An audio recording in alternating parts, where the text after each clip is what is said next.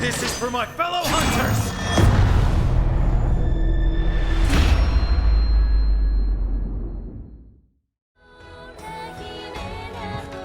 Hi folks, this is Tabiasobi, and today's all about Dango Unchained as I cover the new Canteen mechanic in Monster Hunter Rise.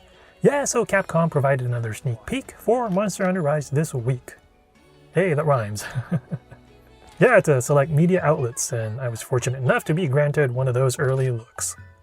Basically, I've been writing articles about Monster Hunter for the newspaper I work for since the Tri days, so I've been lucky to get these invites through the years. Anyway, the latest preview included a tour of Kamura Village, and one of the things that I found interesting is the new Canteen. See, after being spoiled by the lavish and oversized spreads of Monster Hunter World and Iceborne, I was surprised to see the more simple approach that's been taken by Monster Hunter Rise. Specifically, its use of a Japanese snack, or wagashi, as they say in Japan, known as the Humble Dango. Not to be confused with Reno 911's Jim Dangle.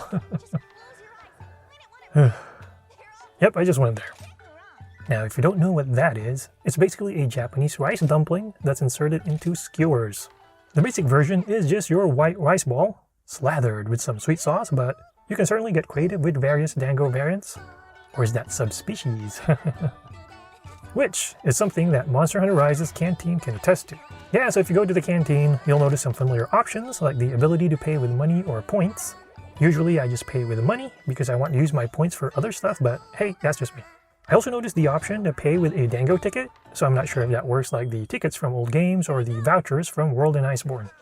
Anyway, once you bring up the menu options, that's when things take a different turn. You'll notice that your food options now consist of these soft, chewy balls of goodness. Soft, chewy balls of goodness. 5 words I never thought I'd say. Yeah, so basically you get your choice of 3 Dango balls, which you can then stack or mix and match on a skewer. That sounds painfully delicious. You still get the good old HP and stamina increase prior to your hunt, but just like the different food in past games, each Dango type comes with a particular set of skills that would make Liam Neeson proud. All I'll say is, good luck. Anyway, Capcom showed off 13 different Dango types. I think it's 13. It's hard to count past 10 because I only have 10 fingers.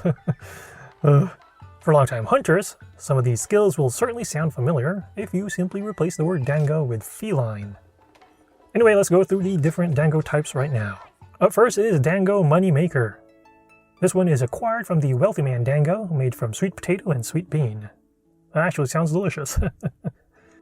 Anyway, this treat increases the amount of zenny, or money, that you get at the end of a quest.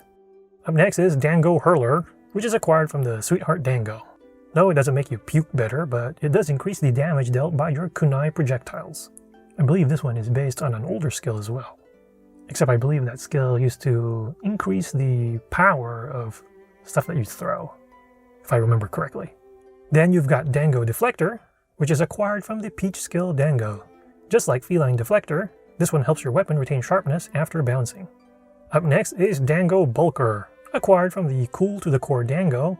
This one is similar to the old Cool Cat skill, which granted increased attack after the kickback gesture, except this time it grants a temporary attack buff after doing the Show Off 2 gesture for a while instead. An attack buff by showing off. Excellent. Next is Dango Polisher, which is acquired from the Sharp Dango. This one essentially works the same as the speed sharpening skill from the old Feline Polisher, so basically it lets you sharpen faster. Then you've got Dango Feet, which is acquired from the Balancing Dango. This one prevents you from getting knocked down on your butt, just like the old Feline Feet skill. Next on the list is Dango Glutton, which is acquired from the Pineapple Dango. And you thought my dad jokes were bad. Good job, Capcom translation team. Yeah, the Pineapple... Pineapple Dango.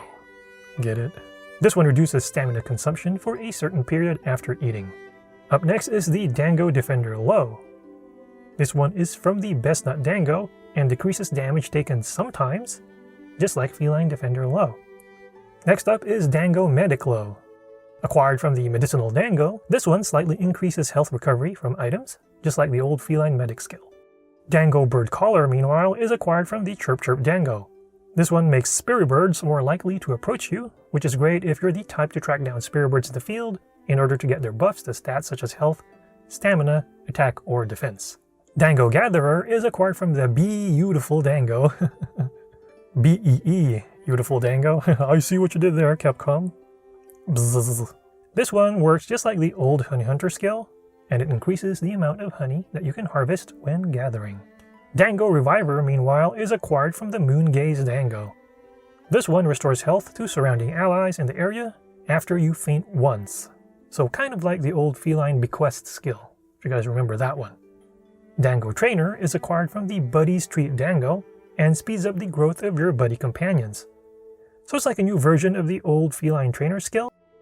Dango Calculator is triggered by the Kamura Special Dango. This one increases the number of Kamura points that you receive after a quest. It's basically for leveling up your village points, kind of like in the old Monster Hunter games.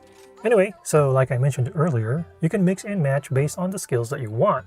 Each Dango piece then has a chance to trigger the skill, so it's not always guaranteed, just like the old game. So I wonder if using the tickets might boost your chances to like 100%. Anyway, examples of mixing balls include using a Wealthy Man, Medicinal, and Chirp Chirp Dango for a chance to get the Dango Moneymaker, Medic Low, and Bird Caller skills.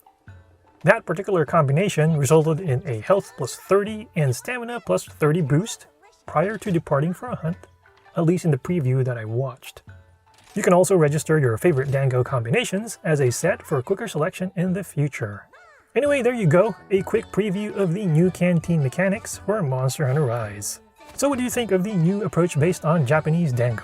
By the way, I'm also putting together a new tour of Kamura Village, so feel free to check that video as well. As always, feel free to share any thoughts or questions you may have in the comments section. Once again, this is TabiaSobi, and thank you for watching. Here you go.